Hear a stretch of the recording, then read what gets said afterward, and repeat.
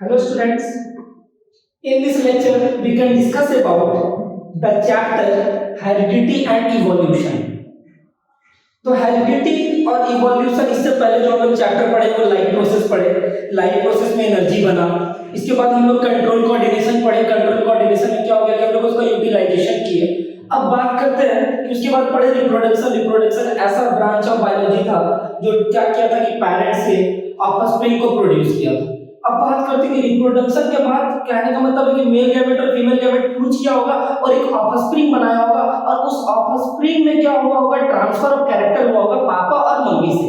आ रहा समझ में नहीं आ रहा? तो ऐसा बात करते हैं कि हेरिडिटी में, तो हेरिडिटी क्या है, transfer of character from parents to offspring is called heredity. यानी पापा मम्मी का जेनेटिक मटेरियल अगर उस बाबू में आएगा, अगर क्या आएगा, तो ट्रांसफर ऑफ जेनेटिक मटेरियल्स यानी transfer of character from parents to offspring is called heredity. Suppose करते हैं कि पापा और मम्मी, यानी पापा का गैमेट और मम्मी का गैमेट फ्यूज किया, यानी पापा के गैमेट में जेनेटिक मटेरियल कुछ ऐसा स्टोर होगा जो पापा का पूरा एंसेस्टर का कैरेक्टर को उस जर्म सेल में क्या करा होगा, इंसर्ट करके रखा होगा, अपलोड करके रखा होगा। सही बात है। और मम्मी भी जो आई होगी, मम्मी भी अपने पूरा एंसेस्टर, अपने पूरे खानदान का लक्षण लेके आई होगी और मेरे में डाल दी। यानी आधा कैरेक्टर तो पापा का, आधा कैरेक्टर मेरा। आ रहा समझ में नहीं आ रहा? तो बात करते हैं कि ट्रांसफर हुआ कैरेक्टर का कहां से, पेरेंट्स से ऑफस्प्रिंग में। तो ऐसा नहीं है कि भाई 5 भाई है तो वो पांचों भाई सब सिमिलर है, नहीं, कुछ ना कुछ बदलाव होगा। और रिप्रोडक्शन का तो इंपॉर्टेंस भी हम लोग पढ़े थे ना, क्या पढ़े थे कि it provides continuity of species, और सेकंड पढ़े थे क्या कि it provides variation among the population. अगर सब बच्चे अगर स्कूल में एक जैसे दिखने लगेंगे तो हम लोग को आइडेंटिफाई करना बहुत दिक्कत हो जाएगा। आ रहा समझ में नहीं आ रहा? ठीक है। तो वेरिएशन से अगर बात करते हैं तो difference in the characteristics, the difference in the characteristics of an individual of the same species.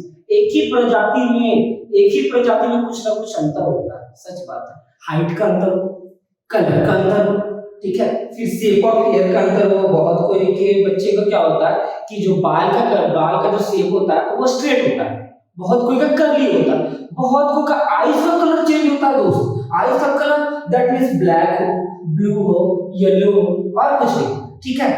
तो पिगमेंट का भी बात करते हैं। पिगमेंटेशन आप लोग जानते होंगे कि पिगमेंटेशन रिस्पांसिबल है मेलानिन हार्मोन से, वो काला और गोरा को रिप्रेजेंट करता है। यानी जैसा जीन वैसा ऑफस्प्रिंग। आ रहा समझ में आया?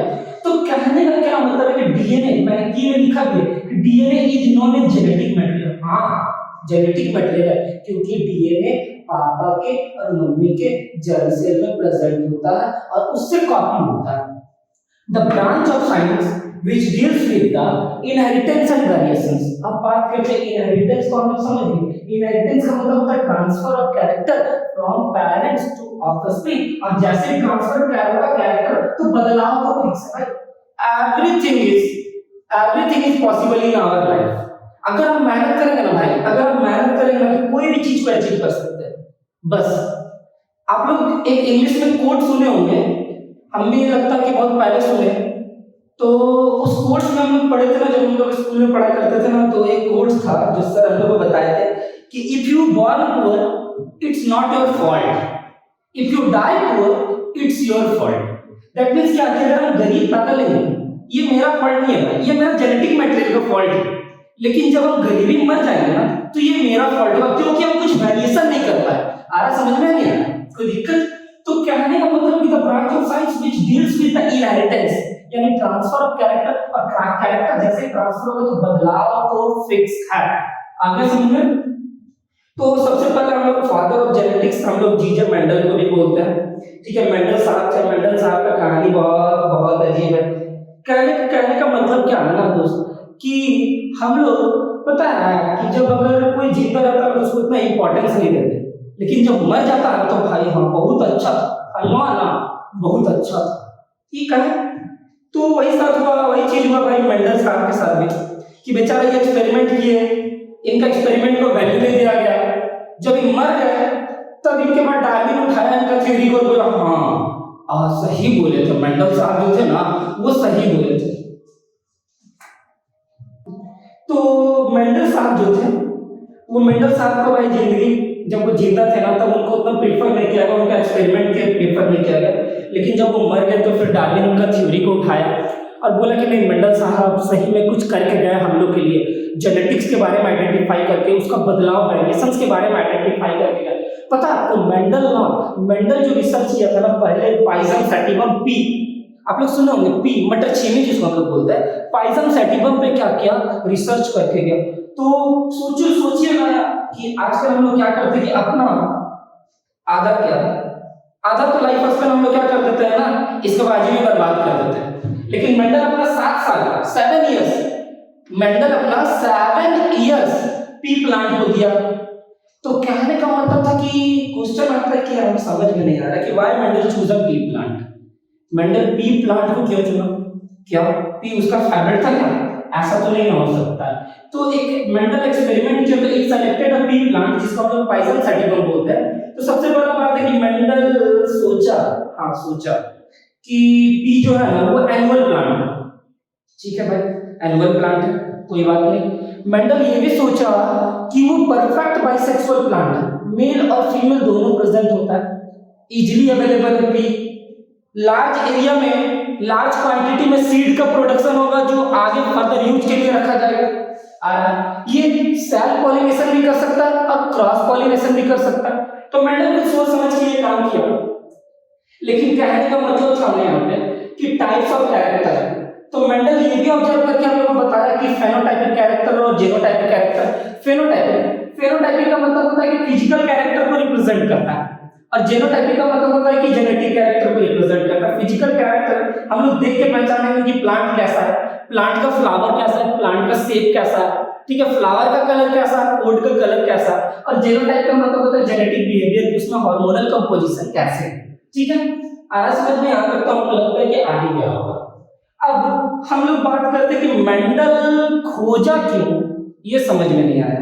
मेंडल खोजा, सबसे पहले बात है ये सब कैरेक्टर्स को फुलफिल कर ही रहे थे, लेकिन सबसे बड़ा बात ये था ना कि पी प्लांट में क्या था ना कि बहुत सारे कंट्रास्टिंग कैरेक्टर। सो अभी तक हम लोग वन शॉट में क्या सीखे कि हेरिडिटी, इवोल्यूशन अगर हेरिडिटी होगा, ट्रांसफर ऑफ कैरेक्टर होगा तो बदलाव तो फिक्स होगा, वेरिएशन होंगे तो इवोल्यूशन तो होगा ही। फिर हम लोग अभी वेरिएशंस के बारे में सीखे, जेनेटिक्स सीखे, मेंडल का एक्सपेरिमेंट सीखे कि मेंडल क्यों चुना पी प्लांट को, क्या वजह था, क्या कैरेक्टरिस्टिक्स था, क्या रीजन था जिसकी वजह से मेंडल ये सब पी प्लांट को सेलेक्ट किया। अब हम लोग सीखेंगे क्या कि क्या क्या कंट्रास्टिंग कैरेक्टर थे जिसकी वजह से मेंडल को सेलेक्ट करना ही पड़ा पी प्लांट को।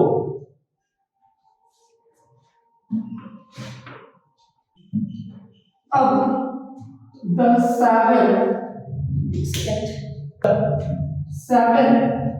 कंट्रास्टिंग कैरेक्टर, बहुत सारे अलग अलग अंतर दिखे जो कि और कोई प्लांट में नहीं मिलता।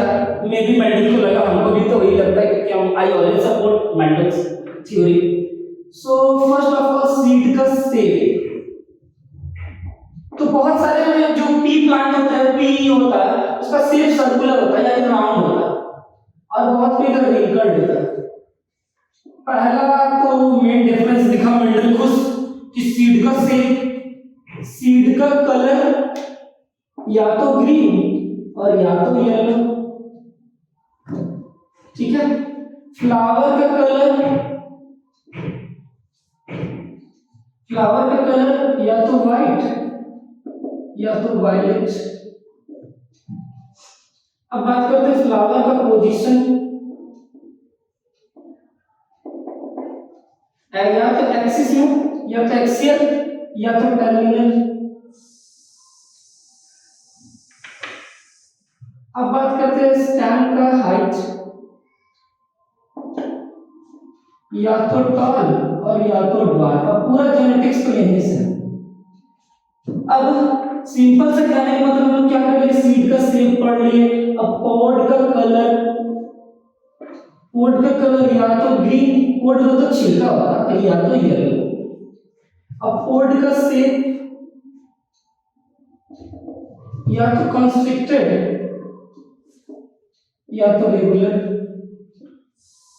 तो कहने का क्या मतलब है कि ये जो 7 कंट्रास्टिंग कैरेक्टर है सीड का शेप, तो सीड का शेप राउंड और रिंकल्ड, सीड का कलर ग्रीन और येलो, फ्लावर का कलर या तो व्हाइट या तो वायलेट। दैट मींस हम बोल सकते हैं कि ट्रांसफर का कैरेक्टर का, और जिसके कारण वेरिएशंस दिखा, बदलाव दिखा। अब इतना सारा वेरिएशंस देख के मेंडल रिसर्च किया, फ्लावर का पोजीशन या तो एक्सिस या तो टर्मिनल, स्टेम का हाइट या तो टॉल या तो ड्वार्फ, ठीक है। तो यहाँ तक तो समझ में आ गया होगा। तो कहने का मतलब है कि 7 कंट्रास्टिंग कैरेक्टर है, ठीक है।